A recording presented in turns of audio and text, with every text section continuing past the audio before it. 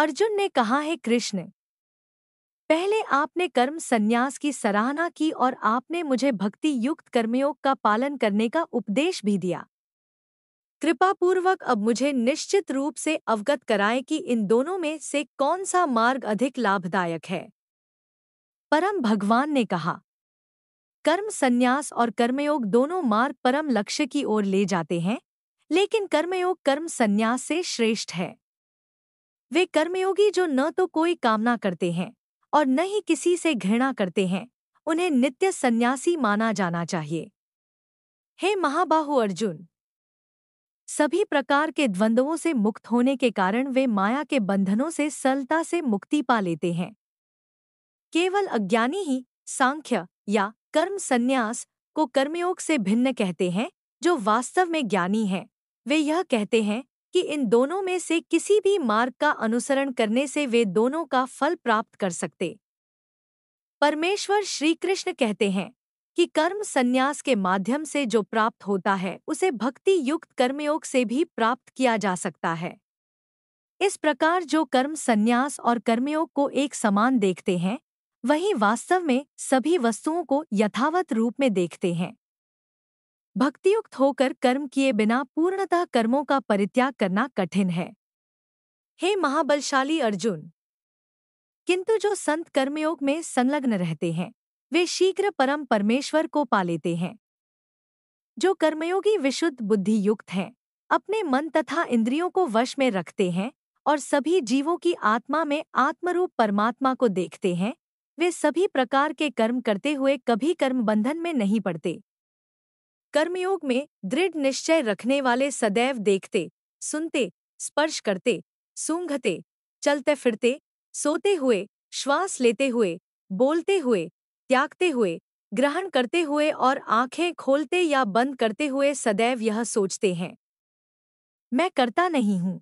और दिव्य ज्ञान के आलोक में वे यह देखते हैं कि भौतिक इंद्रियां ही केवल अपने विषयों में क्रियाशील रहती हैं।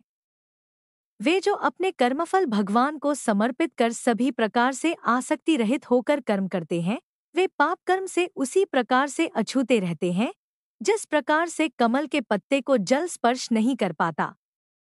योगीजन आसक्ति को त्याग कर अपने शरीर, इंद्रिय, मन और बुद्धि द्वारा केवल अपने शुद्धिकरण के उद्देश्य से कर्म करते हैं। कर्मयोगी अपने समस्त कर्मफलों को भगवान को अर्पित कर चिरकालिक शांति प्राप्त कर लेते हैं, जबकि वे जो कामनायुक्त होकर निजी स्वार्थों से प्रेरित होकर कर्म करते हैं, वे बंधनों में पड़ जाते हैं, क्योंकि वे कर्मफलों में आसक्त होकर कर्म करते हैं। जो देहधारी जीव आत्मनियंत्रित एवं निरासक्त होते हैं, 9 द्वार वाले भौतिक शरीर में भी वे सुखपूर्वक रहते हैं, क्योंकि वे स्वयं को कर्ता या किसी कार्य का कारण मानने के विचार से मुक्त होते हैं। न तो कर्तापन का बोध और न ही कर्मों की प्रवृत्ति भगवान से प्राप्त होती है तथा न ही वे कर्मों के फल का सृजन करते हैं। यह सब प्रकृति के गुणों से सृजित होते हैं। सर्वव्यापी परमात्मा किसी के पापमय कर्मों या पुण्य कर्मों में स्वयं को लिप्त नहीं करते, किंतु जीवात्माएं मोहग्रस्त रहती हैं, क्योंकि उनका वास्तविक आत्मिक ज्ञान अज्ञान से आच्छादित रहता है। किंतु जिनकी आत्मा का अज्ञान दिव्य ज्ञान से विनष्ट हो जाता है, उस ज्ञान से परमतत्व का प्रकाश उसी प्रकार से प्रकाशित हो जाता है जैसे दिन में सूर्य के प्रकाश से सभी वस्तुएं प्रकाशित हो जाती हैं। जिनकी बुद्धि भगवान में स्थिर हो जाती है और जो भगवान में सच्ची श्रद्धा रखकर उन्हें परम लक्ष्य मानकर उनमें पूर्णतया तल्लीन हो जाते हैं, वे मनुष्य शीघ्र ऐसी अवस्था में पहुंच जाते हैं जहां से फिर कभी वापस नहीं आते और उनके सभी पाप ज्ञान के प्रकाश से मिट जाते हैं। सच्चे ज्ञानी महापुरुष एक ब्राह्मण, गाय, हाथी, कुत्ते और चांडाल को अपने दिव्य ज्ञान के चक्षुओं द्वारा समदृष्टि से देखते हैं। वे जिनका मन समदृष्टि में स्थित हो जाता है, वे इसी जीवन में जन्म और मरण के चक्र से मुक्ति पा लेते हैं। वे भगवान के समान दोष रहित गुणों से संपन्न हो जाते हैं और परम सत्य में स्थित हो जाते हैं। परमात्मा में स्थित होकर, दिव्य ज्ञान में दृढ़ विश्वास धारण कर और मोह रहित होकर वे सुखद पदार्थ पाकर न तो हर्षित होते हैं और न ही अप्रिय स्थिति में दुखी होते हैं। जो बाह्य इंद्रिय सुखों में आसक्त नहीं होते वे आत्मिक परम आनंद की अनुभूति करते हैं। भगवान के साथ एकनिष्ठ होने के कारण वे असीम सुख भोगते हैं।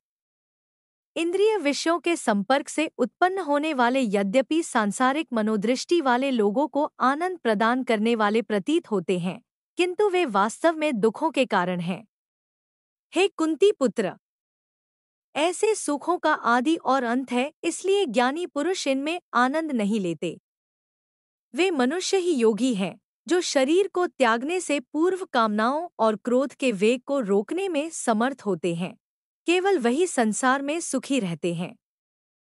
जो अंतर्मुखी होकर सुख का अनुभव करते हैं, वे भगवान को प्रसन्न करने में ही आनंद पाते हैं और आत्मिक प्रकाश से प्रकाशित रहते हैं।